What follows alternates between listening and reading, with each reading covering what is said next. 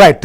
చూసాం విక్రమ్ మిశ్రీ కూడా చాలా స్పష్టం చేశారు. పాకిస్తాన్ కూడా పరిస్థితిని తెలుసుకోవాలి, సమీక్షించాలి, ఎక్కడ తప్పు జరిగింది లేకపోతే ఎక్కడ వైలేషన్స్ ఉన్నాయో వాటిని సరి చేసుకోవాలనేటువంటి విషయాన్ని కూడా స్పష్టం చేశారు. అధికారికంగా పాకిస్తాన్ చేసినటువంటి తప్పుని గుర్తిస్తూ ఆ విషయాన్ని కూడా అందరికీ తెలియజేసేలాగా ఈ మీడియా సమావేశం కూడా నిర్వహించారనేది మాత్రం మనకు అర్థమవుతోంది.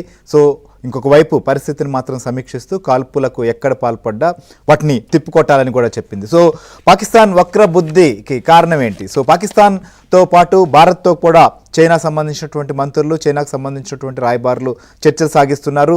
సో అమెరికా అధ్యక్షుడు ట్రంప్ నుంచి మొదట ట్వీట్ వచ్చింది, దీనికి సంబంధించి విరమణకు అంగీకరించారు అని చెప్పి. తర్వాత చైనా కూడా రంగంలోకి వచ్చింది. సో ఈ పరిస్థితులన్నిటిపైన కూడా చైనా అటు పాకిస్తాన్తో మాట్లాడిన తర్వాత దోవల్తో కూడా విషయాలన్నిటిపైన చర్చించినట్లుగా మనకు బ్రేకింగ్ వస్తున్నాయి. కృష్ణ, ఏంటి అసలు చైనా వైఖరి ఏంటి? చైనా ఈ పరిస్థితులన్నిటిపైన కూడా ఏ రకంగా వ్యవహరిస్తుంది అనుకోవచ్చు?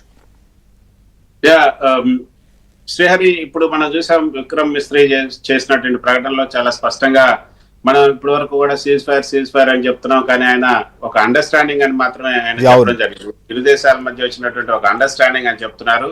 సో అండర్స్టాండింగ్ అంటే 12వ తేదీ వరకు కూడా, అంటే ఆ యొక్క సీజ్ ఫైర్ మీద సంతకం చేసేంత వరకు కూడా ఇది ఒక అండర్స్టాండింగ్ మాత్రమే, ఒక అవగాహన మాత్రమే. ఆ అవగాహనని వాళ్ళు ఉల్లంఘించారు. కాబట్టి గత కొన్ని రోజులుగా, అంటే ఆయన చెప్పినటువంటి మాటలు యాక్సిడెంట్ గా మీకు చెప్తాను, గత కొన్ని రోజులుగా కొనసాగుతున్నటువంటి సైనిక చర్యను నిలిపివేయడానికి భారత్ అదేవిధంగా పాకిస్తాన్ మధ్య DGMOల director general of military operation స్థాయిలో ఈ సాయంత్రం ఒక అవగాహనకు వచ్చారు. అయితే గత కొన్ని గంటలుగా ఈ అవగాహనను పాకిస్తాన్ ఉల్లంఘిస్తుంది. ఈ సరిహద్దు చొరబాటును భారత సైన్యం చాలా గట్టిగా సమర్థవంతంగా ఎదుర్కొంటుంది. ఈ చొరబాటు అత్యంత ఖండనీయమైనదిగా భావిస్తున్నాం. దీనికి పూర్తిగా పాకిస్తాన్ బాధ్యత వహించాలి. ఈ పరిస్థితిని పాకిస్తాన్ సరిగ్గా అర్థం చేసుకోవాలని, వెంటనే తగినటువంటి చర్యలు తీసుకొని ఈ చొరబాటును ఆపాల్సినటువంటి అవసరం ఉంది అని కూడా మేము ఆశిస్తున్నామంటూ ఆయన సింపుల్ వర్డ్స్ లో చెప్పడం జరిగింది. సో ఇది ఇక్కడ చూసుకుంటే, మరోపక్క ఇప్పుడు తాజా అప్డేట్స్ ఏంటంటే శ్రీహరి, చైనా విదేశాంగ మంత్రికి Ajit Doval, national security adviser Ajit Doval కూడా ఫోన్ చేశారు. యుద్ధం భారత్ యొక్క అభిమతం కాదు, రెండు దేశాలు సంయమనం పాటిస్తాయనుకుంటున్నాం. చైనా ఏదైతే ఉగ్రవాదంపై కౌంటర్ అటాక్ చేయాల్సినటువంటి అవసరం తప్పకుండా ఉంది.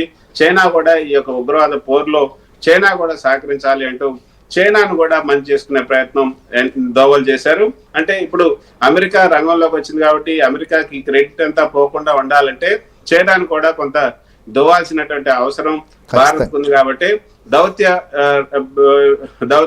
దౌత్య పరంగా ఆ యొక్క ఇది కొంత మంచి పరిణామం అనే చెప్పొచ్చు. సో డిప్లొమాటిక్ వేలో, డిప్లొమాటిక్ ఛానల్ ని ఒకదాన్ని నేషనల్ సెక్యూరిటీ అడ్వైజర్ ఓపెన్ చేశారు.